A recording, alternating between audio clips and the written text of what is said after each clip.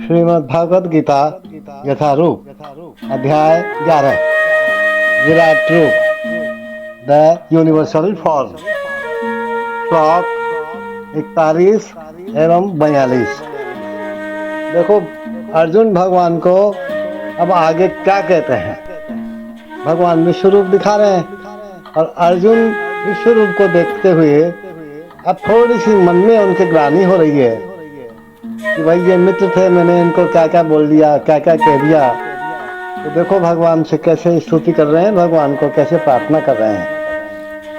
सखा इति मत्वा प्रसिद्धं यत युक्तम हे कृष्ण हे यादव हे सखा इति अजानता महिमानं तव इदं मया प्रमादात् प्रणयेन वायपि यत् च अभ्यास्यर्थम् असत्कृते असि विहार शय्या आसन् भोजनेषु एक अथवा अपि अच्युत तत्समक्षम्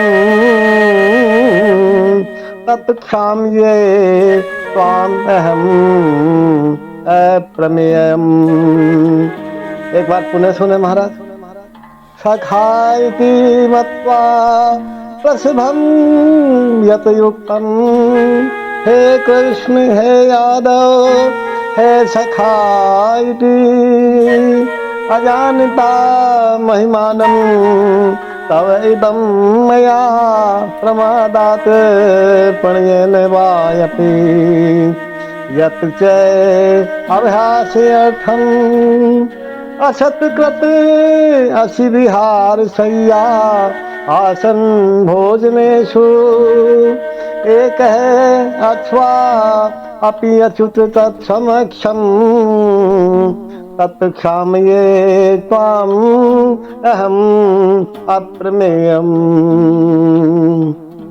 अर्जुन कहते हैं भगवान को, आपको अपना मित्र मानते हुए मैंने हठ पूर्वक आपको हे कृष्ण हे यादव हे सखा जैसे संबोधनों से पुकारा है, क्योंकि मैं आपकी महिमा को नहीं जानता था। देखो जब तक अपन किसी को नहीं जानते हैं ना, तब तक तो कुछ कह ही सकते हैं महाराज, और कहते ही हैं। तो अर्जुन वही कह रहे हैं भगवान को, मैंने मूर्खतावश या प्रेमवश जो कुछ भी किया है कृपया उसके लिए मुझे क्षमा कर दो। यही नहीं, मैंने कई बार आराम करते समय, एक साथ लेटे हुए या साथ साथ खाते हुए बैठते हुए, कभी अकेले तो कभी अनेक मित्रों के समक्ष आपका अनादर किया है अच्युत। मेरे इन समस्त अपराधों को क्षमा करें प्रभु, मेरे समस्त अपराधों को क्षमा करें।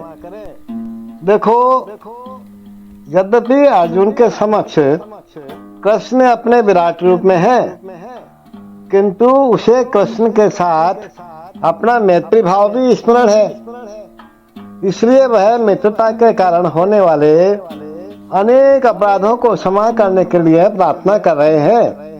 अपन मित्रता के वशीभूत होकर कई बार करते हैं ना महाराज, कभी किसी के गले लग जाते हैं, कभी किसी के कुछ करते नहीं है, लेकिन जब उसकी विशेषता मालूम पड़ती है तो फिर हम अपने आप में आत्मग्लानि महसूस करते हैं।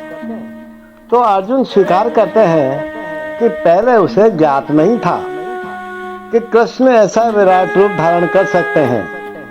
यद्यपि मित्र के रूप में कृष्ण ने उसे यह समझाया था, लेकिन अब वो क्षमा करने के लिए प्रार्थना कर रहे हैं। अर्जुन को यह भी पता नहीं था कि उसने कितनी बार हे मेरे मित्र, हे कृष्ण, हे यादव जैसे संबोधनों के द्वारा उनका अनादर किया है और उनकी महिमा स्वीकार नहीं की है।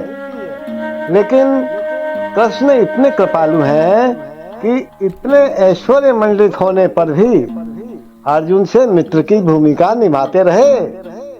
ऐसा होता है भक्त तथा भगवान के बीच दिव्य प्रेम का आदान प्रदान। जीव तथा कृष्ण का संबंध शाश्वत रूप में स्थिर है, इसे भुलाया नहीं जा सकता।